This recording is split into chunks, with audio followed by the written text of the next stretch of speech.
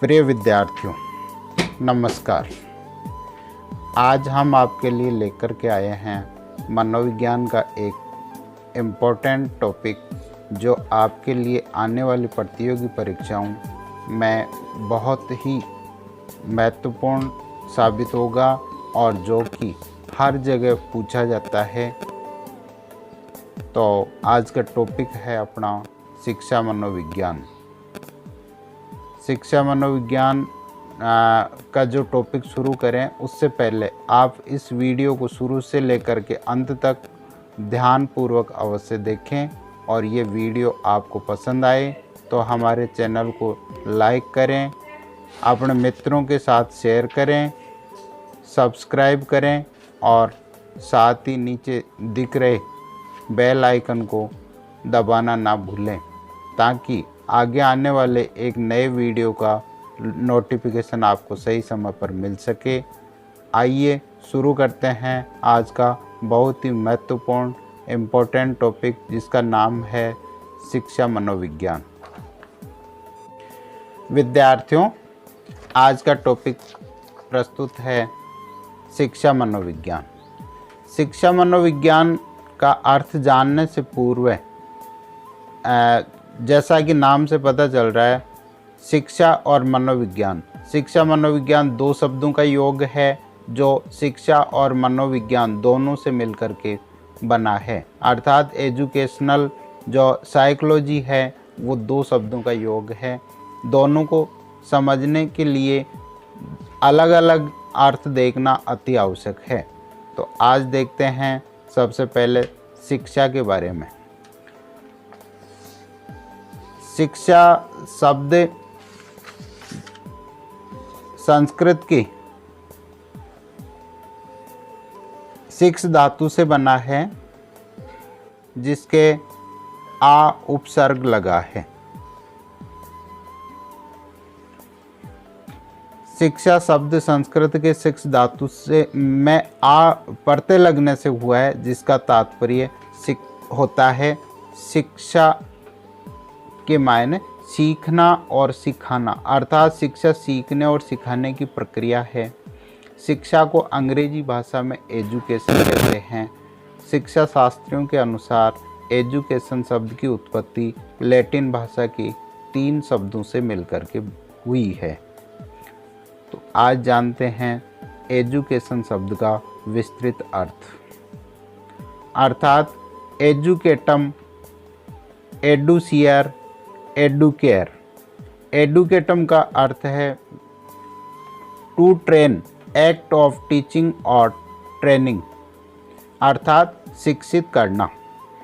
एडुसियर, Educare जो शब्द है उसका अर्थ है टू लैंड आउट, अर्थात विकसित करना या बाहर निकालना। एडुकेयर, एडुकेयर का मतलब है to educate, to bring up, to raise, आगे बढ़ाना, बाहर निकालना या विकसित करना। अतः निष्कर्ष रूप में हम कह सकते हैं कि शिक्षा का अर्थ मनुष्य की आंतरिक शक्तियों को बाहर की ओर निकालने के लिए प्रेरित करना है। शिक्षा का जो अर्थ है वो 3 अर्थों में लिया जाता है, अर्थात 3 प्रकार से अर्थ को प्रस्तुत किया गया है। पहला है शिक्षा का संकुचित अर्थ। शिक्षा के संकुचित अर्थ से अभिप्राय उस शिक्षा से है जो एक निश्चित स्थान या विद्यालय, कॉलेज में निश्चित समय तक तथा निश्चित योजना के तहत दी जाती है। इसका मतलब ये हुआ कि संकुचित अर्थ में शिक्षा एक निश्चित स्थान और एक निश्चित समय अवधि में एक निश्चित तरीके से योजना अर्थात प्लान बना करके फिर प्रदान की जाती है।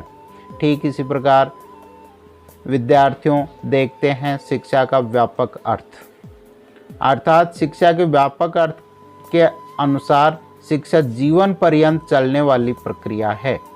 यह प्रक्रिया उसी समय प्रारंभ हो जाती है जब बालक का जन्म होता है। इसका मतलब ये हुआ कि जन्म से लेकर के मृत्यु तक चलने वाली जो प्रक्रिया है उसी का नाम शिक्षा है। इस प्रकार से अपन कह सकते हैं कि व्यापक दृष्टि से शिक्षा का अर्थ बालक के उन सभी अनुभवों से है जिसका प्रभाव उसके ऊपर जन्म से लेकर मृत्यु तक पड़ता है। अर्थात अपन निष्कर्ष रूप में कह सकते हैं कि अनियंत्रित वातावरण में चलने की जो प्रक्रिया है उसी को अपन व्यापक अर्थ में शिक्षा कहते हैं। अब देखते हैं व्यापक और संकुचित अर्थ जानने के बाद में शिक्षा की विभिन्न शिक्षा शास्त्रियों के अनुसार दी गई परिभाषाओं के बारे में। तो सबसे पहले जो धार्मिक ग्रंथ गीता है उसमें बताया गया है कि सा विद्या विमुक्ते, अर्थात विद्या वही है जो बंधनों से मुक्ति दिलाए। इसका मतलब ये हुआ कि मनुष्य विभिन्न प्रकार के बंधनों में, रूढ़िवादियों में बंधा हुआ है, उन बंधनों से मुक्ति दिलाने का जो मार्ग है वह शिक्षा कहलाती है। अगली परिभाषा देखते हैं टैगोर के शब्दों में। अर्थात रविंद्रनाथ टैगोर ने बताया है कि हमारी शिक्षा स्वार्थ पर आधारित परीक्षा पास करने के संकीर्ण मकसद से प्रेरित, जैसे नौकरी पाने का जरिया बनकर रह गई है, जो एक कठिन और विदेशी भाषा में साझा की जा रही है। अर्थात एक कठिन और विदेशी भाषा मतलब आज जो वर्तमान में शिक्षा पद्धति अपने भारत में संचालित है वह 1986 की शिक्षा नीति के तहत प्रदान की जा रही है, जो कि अंग्रेजी हुकूमत के द्वारा प्रचलित की गई थी। इसके कारण हमें नियमों, परिभाषाओं, तथ्यों और विचारों को बचपन से रटने की ओर धकेला जाता है। अर्थात बालक जब शुरू करता है अपनी शिक्षा LKG UKG से, तभी से उसे रटने की आदत डलवा दी जाती है। यह न तो हमें वक्त देती है और न ही प्रेरित करती है ताकि हम रुक कर सोच सकें और सीखे हुए ज्ञान को आत्मसात कर सकें। तो इस प्रकार रविंद्रनाथ टैगोर ने बताया है कि जो वर्तमान शिक्षा है वह स्वार्थ पर आधारित परीक्षा पास करने के संकीर्ण मकसद से प्रेरित यथाशीघ्र नौकरी पाने का जरिया है, जो एक कठिन और विदेशी भाषा में साझा की जाती है। महात्मा गांधी के अनुसार सच्ची शिक्षा वह है जो बच्चों के आध्यात्मिक, बौद्धिक और शारीरिक पहलुओं को उभारती है और प्रेरित करती है। अर्थात गांधी जी ने शिक्षा का जो अर्थ बताया है वो सर्वांगीण विकास से संबंधित है। अर्थात गांधी जी के अनुसार शिक्षा वह है जो बालक का सर्वांगीण विकास कर सके। स्वामी विवेकानंद ने भी शिक्षा संबंधी अपने विचार व्यक्त किए हैं।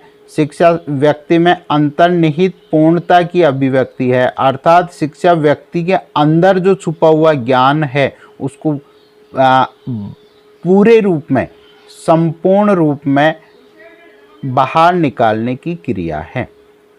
अरस्तु के शब्दों में शिक्षा मनुष्य की शक्तियों का विकास करती है, विशेष रूप से मानसिक शक्तियों का विकास करती है, ताकि वह परम सत्य, शिवम एवं सुंदरम का चिंतन करने योग्य बन जाए। वुडवर्थ ने भी अपने विचार व्यक्त किए हैं कि किसी भी ऐसी क्रिया की जो व्यक्ति के विकास में सहायक होती है और उसके वर्तमान व्यवसाय और अनुभवों जो कुछ वे हो सकते थे उनसे भिन्न बनाती है, सीखने की संज्ञा दी जा सकती है। क्रो ने सीखने को थोड़े व्यापक रूप में लिया है। उनके शब्दों में सीखना आदतों, ज्ञान और अभिवृत्तियों का अर्जन है। आचार्य के द्वारा शंकराचार्य ने बताया है कि आत्मा की साक्षरता ही शिक्षा कहलाती है। अर्थात आत्मा को जो साक्षर करता है, मन को जो शिक्षित करता है, वही शिक्षा है। ऋग्वेद में भी शिक्षा की परिभाषा बताई गई है। मनुष्य को आत्मविश्वासी एवं स्वार्थहीन बनाने का माध्यम शिक्षा कहलाती है। उपनिषदों के अनुसार निर्वाण प्राप्ति का अंतिम लक्ष्य शिक्षा होती है। अर्थात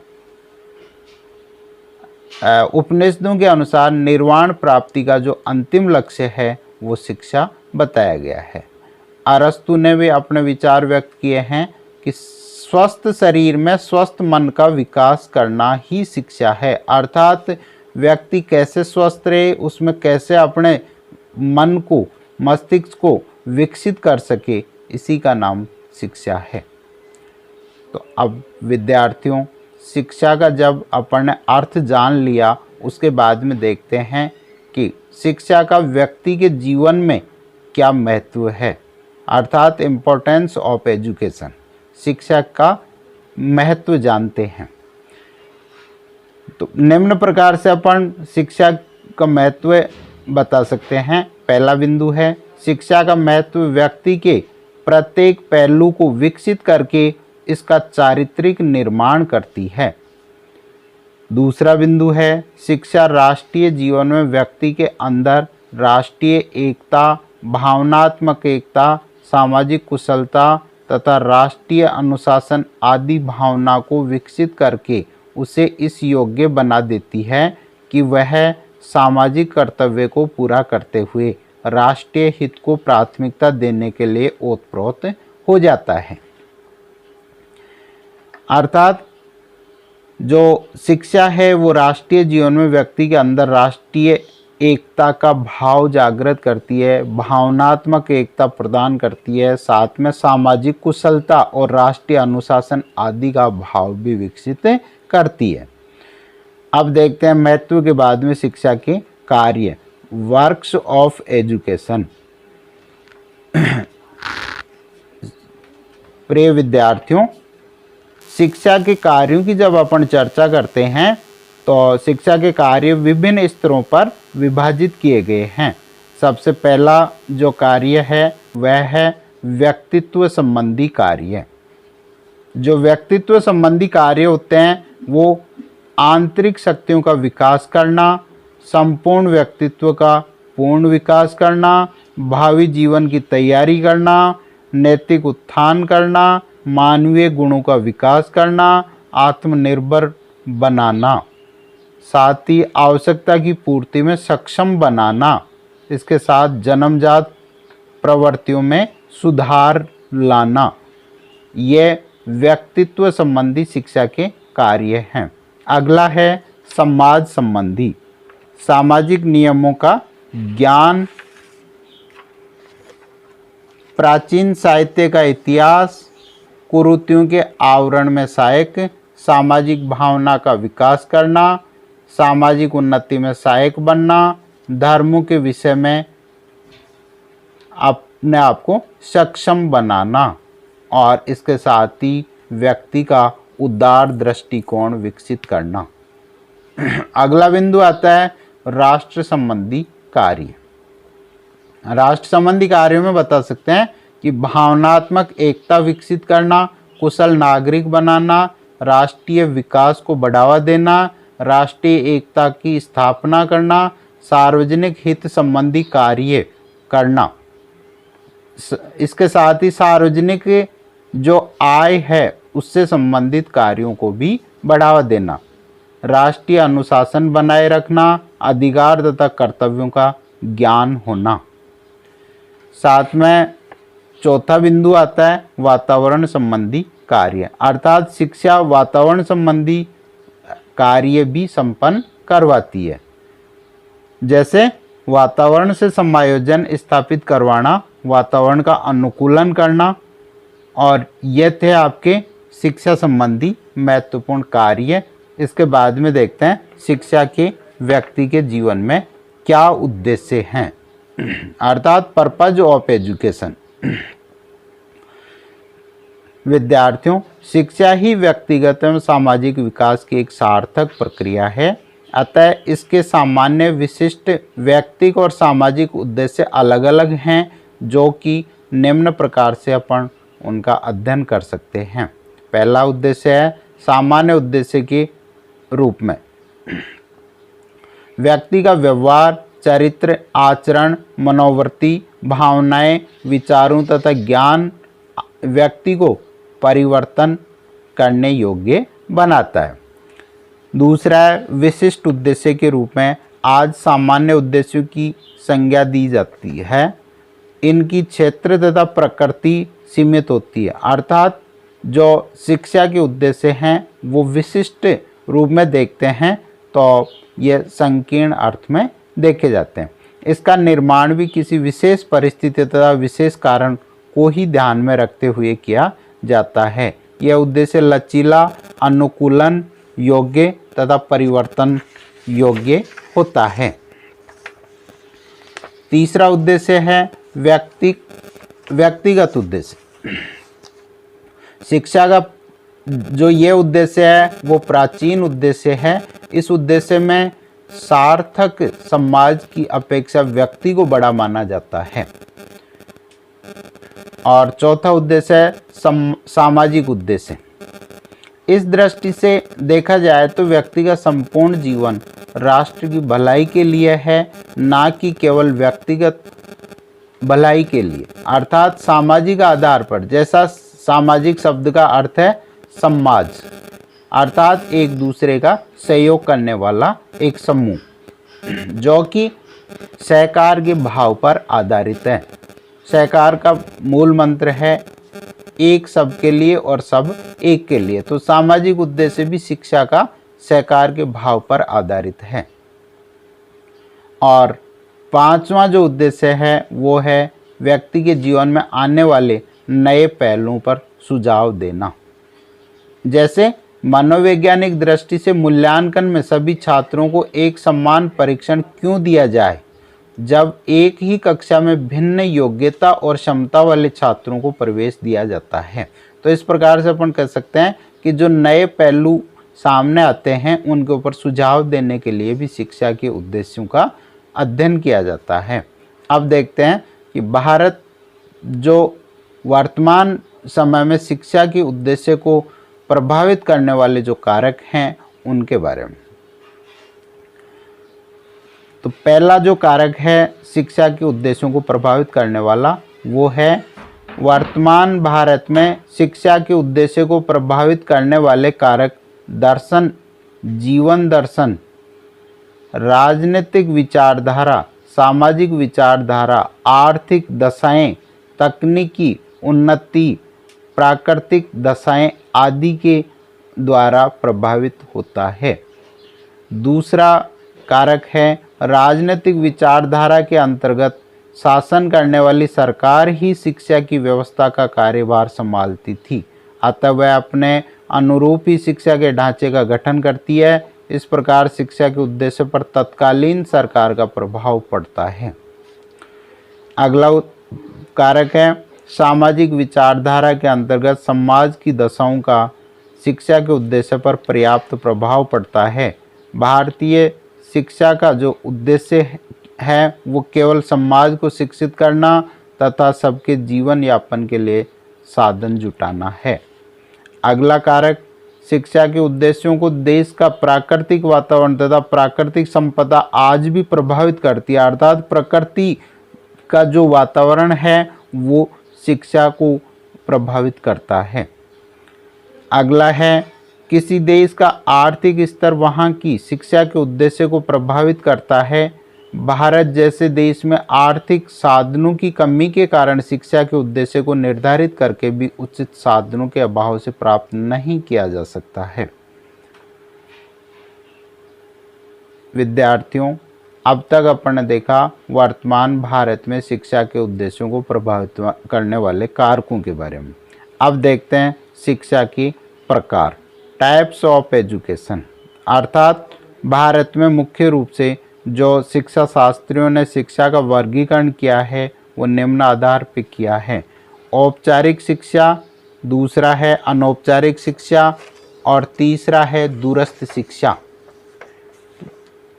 तीन प्रकार के जो प्रकार बताए हैं, शिक्षा को तीन प्रकार से विभाजित किया है, उनको देखते हैं विस्तार रूप में। पहला है फॉर्मल एजुकेशन, अर्थात औपचारिक शिक्षा। औपचारिक शिक्षा बालक को सब प्रयत्न शिक्षा प्रदान करने का कार्य करता है। औपचारिक शिक्षा में शिक्षा देने की योजना अर्थात समय, स्थान, शिक्षक, विधि एवं पाठ्यक्रम पूर्व निर्धारित होते हैं। तो इस प्रकार से अपन कह सकते हैं कि औपचारिक शिक्षा वह शिक्षा है जिसमें एक निश्चित स्थान होता है, एक निश्चित समय अवधि होती है, निश्चित अध्यापक एक निश्चित विधि के द्वारा और पाठ्यक्रम के द्वारा विद्यार्थियों को शिक्षा प्रदान करते हैं। दूसरा है अनौपचारिक शिक्षा। अनौपचारिक शिक्षा औपचारिकता से युक्त एक ऐसी शिक्षा व्यवस्था है जो औपचारिक सीमा और कमियों की पूर्ति करता है। अर्थात जो औपचारिक शिक्षा में कमियां रह गई और उनकी जो लिमिटेशन है उसको पूरा करने के लिए इनफॉर्मल एजुकेशन का उपयोग किया जाता है। इस व्यवस्था में औपचारिक तत्व नहीं हैं जो जन शिक्षा की दिशा में उनकी क्षमता को सीमित करते हैं। ये योजना कम समय में एक लचीले पाठ्यक्रम निरक्षर को पूर्ण रूप से शिक्षित करती है। अर्थात जो इनफॉर्मल एजुकेशन है उसमें कोई निश्चित स्थान नहीं होता, समय नहीं होता, अध्यापक भी निश्चित नहीं होता, कोई निश्चित विधि और पाठ्यक्रम भी नहीं होता। अर्थात चलते फिरते शिक्षा अर्जित की जा सकती है। और तीसरा जो प्रकार है वह है दूरस्थ शिक्षा, डिस्टेंस एजुकेशन। शिक्षा की सीमा का विस्तार करने के लिए नए साधन उपयोग में लाए जा रहे हैं। उन्हीं में से दूरस्थ शिक्षा भी एक महत्वपूर्ण साधन सिद्ध हो रही है। दूरस्थ शिक्षा एक बहुआयामी शिक्षा व्यवस्था जैसे अधिगम या शिक्षा पत्राचार, शिक्षा बाहरी अध्ययन एवं परिषद में बाहर अध्ययन इत्यादि है। अब देखते हैं प्रकार के बाद में औपचारिक और अनौपचारिक शिक्षा में अंतर। तो पहला अंतर है औपचारिक शिक्षा का उद्देश्य सामान्य तथा आदर्शात्मक होता है, जबकि अनौपचारिक शिक्षा का उद्देश्य वास्तविक, विशिष्ट तथा समयानुसार होता है।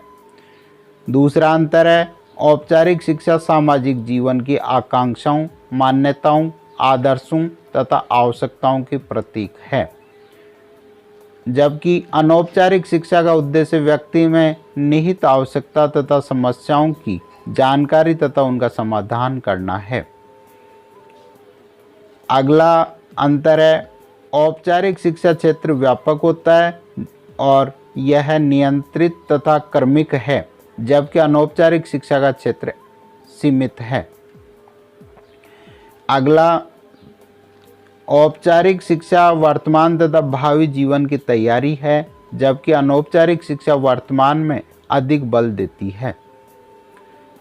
अगला अंतर है औपचारिक शिक्षा का पाठ्यक्रम व्यापक उद्देश्य एवं जीवन में सत्यता पर आधारित होता है, जबकि अनौपचारिक शिक्षा के पाठ्यक्रम का उद्देश्य तथा सामाजिक वातावरण हेतु तैयार किया जाता है। अगला है शिक्षा के साधन। मनोविज्ञान शिक्षा के साधनों को समझने में सहयोग प्रदान करता है, क्योंकि अब इसके साधनों के बारे में बताया गया है कि यह समझने में सहयोग कैसे प्रदान करता है। पहला सहयोग है अभिभावकों, शिक्षकों और मित्रों की बुद्धि एवं चरित्र उनको शिक्षित करने का महत्वपूर्ण साधन होता है। दूसरा है शिक्षा के अन्य साधनों जैसे पुस्तक, मानचित्र, उपकरणों का प्रयोग तभी सफल होता है जब जिनके लिए इनका प्रयोग किया जाता है उनकी प्रकृति समझ में आए। अर्थात शिक्षा के जो साधन हैं, पुस्तकें, मानचित्र, उपकरण, इनका प्रयोग जब इनके योग्य व्यक्ति होते हैं उनके लिए किया जाता है तो शिक्षा एक साधन के रूप में जानी जाती है। अब शिक्षा के साधनों के बाद में जानकारी करते हैं विद्यार्थियों शिक्षा की विषय वस्तु के बारे में। अर्थात मुख्य रूप से शिक्षा में किन को समाहित किया जाता है। शिक्षा के विषय वस्तु को समझने व उसका निर्धारण छात्र के विकास के अनुरूप करने में मनोविज्ञान का महत्वपूर्ण योगदान होता है। किस कक्षा के छात्रों के लिए विषय वस्तु क्या हो, अप्रत्यक्ष पाठ्यक्रम किस प्रकार का हो जिससे छात्रों के मानसिक स्वास्थ्य पर विपरीत प्रभाव न पड़े आदि महत्वपूर्ण प्रश्नों का समाधान मनोविज्ञान कराता है। मनोविज्ञान की सहायता से मानव जाति को विश्व के कल्याण हेतु प्रयुक्त कर सकते हैं। तो ये था आज का अपना बिंदु शिक्षा मनोविज्ञान के बारे में, जो कि शिक्षा का अपन ने विस्तृत रूप में अर्थ जाना। प्रिय विद्यार्थियों, आज अपन ने जो शिक्षा के बारे में जानकारी हासिल की, इसका जो संबंधित वीडियो था, इसको आप शुरू से अंत तक ज़रूर देखें और देखने के बाद में आप इसे चैनल को लाइक करें, सब्सक्राइब करें और बेल आइकन को दबाएं। इसके साथ ही अपने मित्रों को शेयर भी ज़रूर करें। धन्यवाद।